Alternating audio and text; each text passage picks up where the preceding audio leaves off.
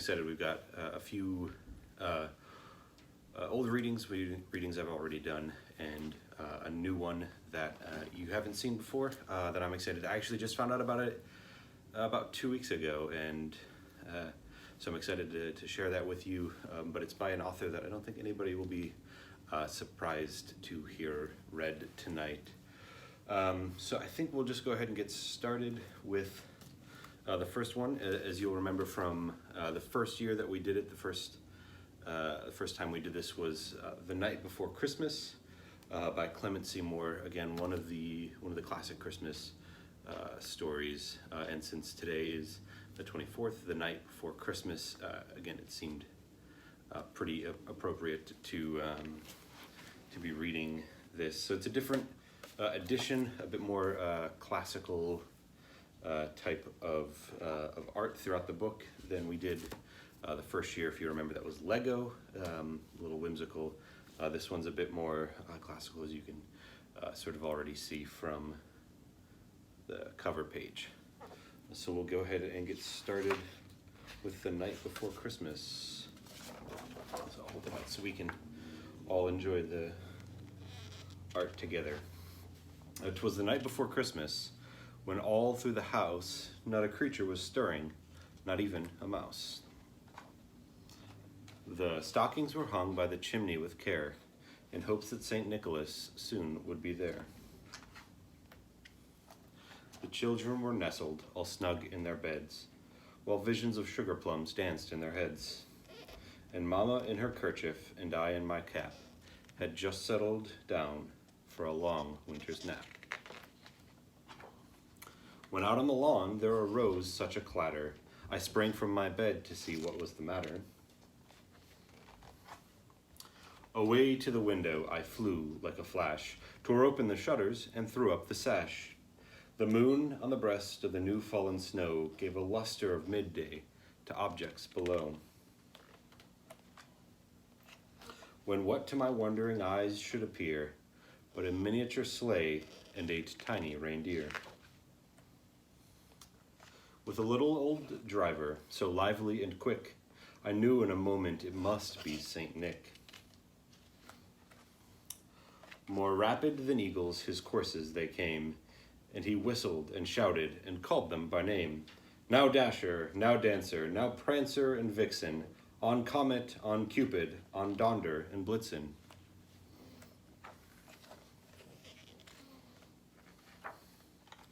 To the top of the porch, to the top of the wall, now dash away, dash away, dash away all.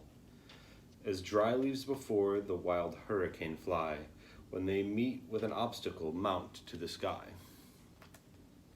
So up to the housetop the courses they flew, with a sleigh full of toys and St. Nicholas too. And then in a twinkling I heard on the roof the prancing and pawing of each tiny hoof. As I drew in my head and was turning around, down the chimney St. Nicholas came with a bound. He was dressed all in fur from his head to his foot, and his clothes were all covered and tarnished with ashes and soot. A bundle of toys he had flung on his back, and he looked like a peddler just opening his pack. His eyes, how they twinkled, his dimples, how merry, his cheeks were like roses, his nose like a cherry. His droll little mouth was drawn up like a bow, and his beard on his chin was as white as the snow. The stump of his pipe he held tight in his teeth, and the smoke it encircled his head like a wreath. He had a broad face and a little round belly that shook when he laughed like a bowl full of jelly. He was chubby and plump, a right jolly old elf, and I laughed when I saw him in spite of myself. A wink of his eye and a twist of his head soon gave me to know I had nothing to dread. He spoke not a word, but went straight to work, and filled all the stockings, then turned with a jerk, and laying his finger aside of his nose, and giving a nod up the chimney, he rose. He sprang to his sleigh, to his team gave a whistle, and away they all flew like the down of a thistle. But I heard him exclaim as he drove out of sight, "Merry Christmas to all, and to all a good night." So, yeah, so again, one of my favorite books to read. I've enjoyed reading it. This is now the second time, so hope you enjoyed it. Now this is a new one that I think you will all enjoy. Again, like I said, I just found out about this a couple weeks ago while doing research for this. Robin actually is the one that told me to find this, and it's called The Father Christmas Letters by J.R.R. Tolkien. And it's a series of letters that he wrote to his children under the guise of Santa Claus. So really just fascinating. There's all sorts of interesting hijinks and fun things that happen throughout the letters. Unfortunately, we don't have time to read all of them, but thankfully there's next year to read a few today and then a few then as well. But I'll give you a sample. What I'll do is I'll read the letter and then show you some of the illustrations that he did, because they're excellent, as he is well known for being not only a great author, but also a wonderful illustrator as well. So this is from 1925. He wrote this. "I'm dreadfully busy this year. It makes my hand more shaky than ever when I think of it, and not very rich. In fact, awful things have been happening, and some of the presents have got spoiled, and I haven't got the North Polar Bear to help me, and I've had to move house just before Christmas, so you can imagine what a state everything is in, and you will see why I have a new address. It all happened like this. One very windy day last November, my hood blew off and went and stuck up on the pole of the top of the North Pole. I told him not to, but the North Polar Bear climbed up to the thin top to get it down, and he did. The pole broke in the middle and fell on the roof of my house, and the North Polar Bear fell through the hole and made it into the dining room with my hood over his nose, and all the snow fell off the roof and into the house, and melted, and put out all the fires, and ran down into the cellars where I was collecting this year's presents, and the North Polar Bear's leg got broken. He's all well now, but I was so cross with him that he says he won't try to help me again. I expect his temper is hurt and will be mended by next Christmas. I send you a picture of the accident and of my new house on the cliffs just above the North Pole, with beautiful cellars and so this is some of the illustration, like it says, is included. So there's the picture of the polar bear falling through the roof, and of the new house here up on the cliff. So that's from the year 1925. A few years later, in 1929, he writes, "It is a light Christmas again. I'm glad to say the northern lights have been especially good. We had a bonfire this year to please the polar bear, to celebrate the coming in of winter. The snow elves let off all the rockets together, which surprised us both. I tried to draw a picture of it, but really there were hundreds of rockets. You can't see elves at all against the snow background. The bonfire made a hole in the ice and woke up the great seal, who happened to be underneath. The polar bear let off 20,000 silver sparklers afterward, used up all my stock, so that is why I have none to send you. Then he went for a holiday to North Norway and stayed with a woodcutter called Olaf, and came back with his paw all bandaged just at the beginning of our busy times. There seem more children than ever in all the countries I specially look after. It is a good thing clocks don't tell time the same way all over the world, or I should never get around. Although when my magic is strongest at Christmas, I can do about 1,000 stockings a minute, if I have it all planned out beforehand. You could hardly guess the enormous piles of lists I make. I seldom get them mixed, but I am rather worried this year. You can guess from my pictures what happened. The first one shows you my office and packing room, and the polar bear reading out names while I copy them down. We had awful gales here, worse than you did, tearing down clouds of snow to a million tatters, screaming like demons, burying my house almost up to the roofs. But just as the worst, the polar bear said it was stuffy, and opened a north window before I could stop him. Look at the result. Only, actually, the North Polar Bear was buried in papers and lists, but that did nothing to stop him laughing." So again, you can see some of the illustrations here with Father Christmas and the polar bear working, some of the elves shooting off all of their rockets, and This is the illustration right here where the polar bear has just opened the windows, and you can see all the snow coming in and blowing the polar bear and Father Christmas all over the place.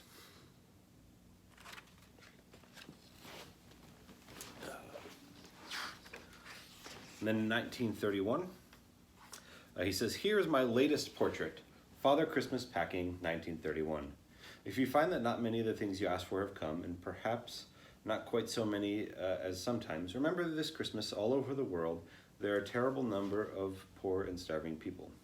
I have had to do some collecting of food and clothes and toys too for the children whose fathers and mothers cannot give them anything, sometimes not even dinner. It has been warm up here, not what you would call warm, but warm for the North Pole with very little snow.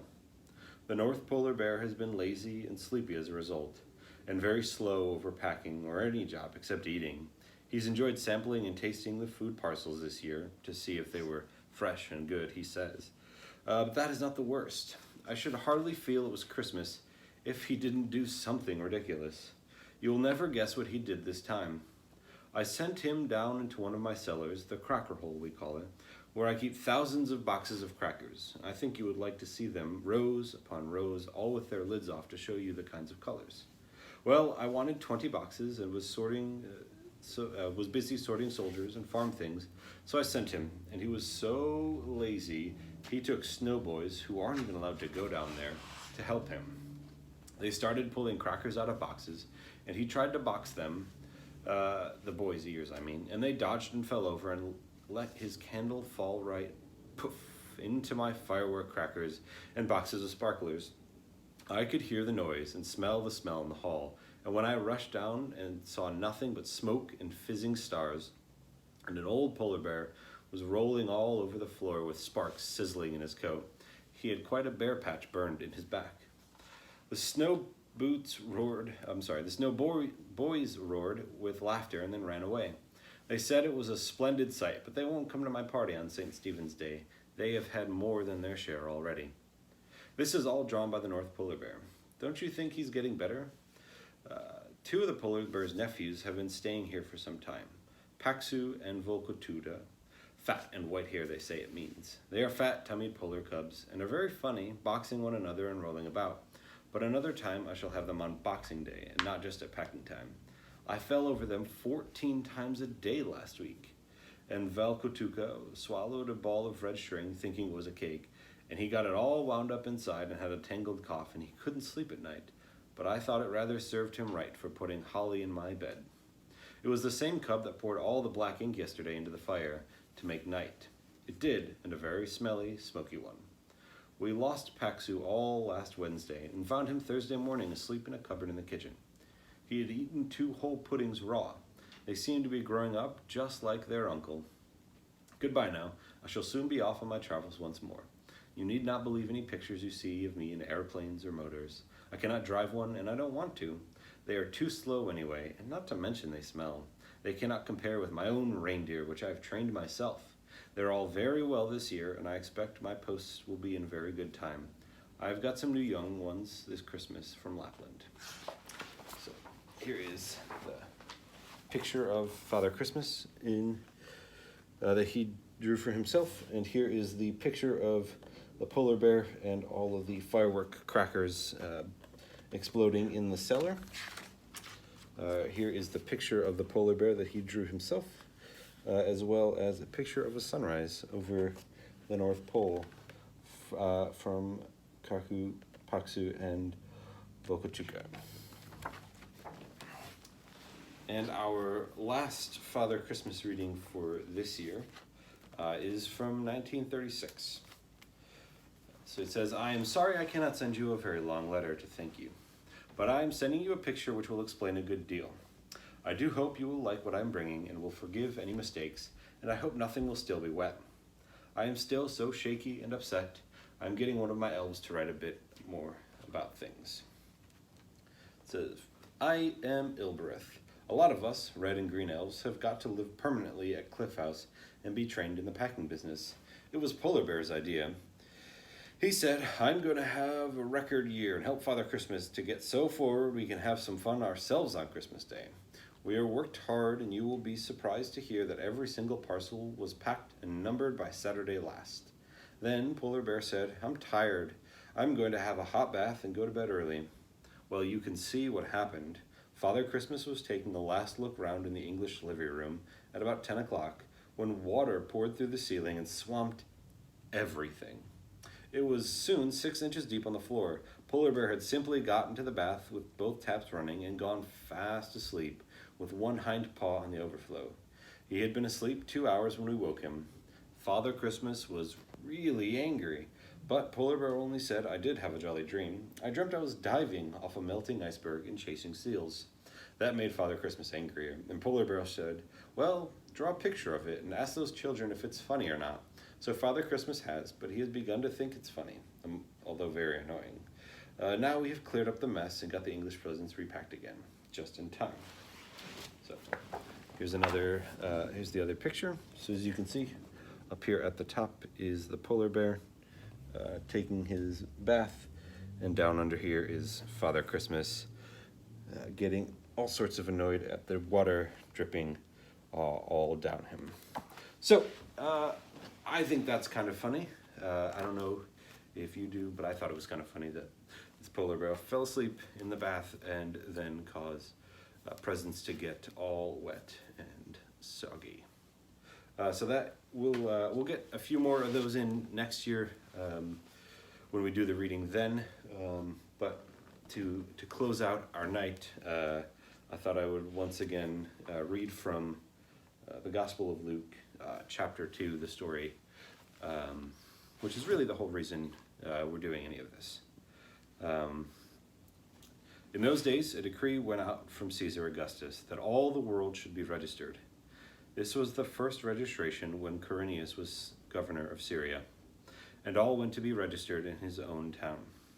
And Joseph also went up from Galilee, from the town of Nazareth to Judea, to the city of David, which is called Bethlehem, because he was of the house and lineage of David, to be registered with Mary, his betrothed, who was with child. And while they were there, the time came for her to give birth. And she gave birth to her firstborn son, and wrapped him in swaddling clothes, and laid him in a manger, because there was no place for them in the inn. And in the same region there were shepherds out in the field, keeping watch over their flock by night. And an angel of the Lord appeared to them, and the glory of the Lord shone around them, and they were filled with fear. And the angel said to them, "Fear not, for behold, I bring good news of great joy that will be for all people. For unto you is born this day in the city of David a Savior, who is Christ the Lord. And this will be a sign for you. You will find a baby wrapped in swaddling clothes, lying in a manger." And suddenly there was with the angel a multitude of the heavenly host, praising God, saying, "Glory to God in the highest, and on earth peace among those with whom he is pleased." When the angels went away from them into heaven, the shepherds said to one another, "Let's go over to Bethlehem and see this thing that has happened, which the Lord has made known to us." And they went with haste and found Mary and Joseph and the baby lying in a manger.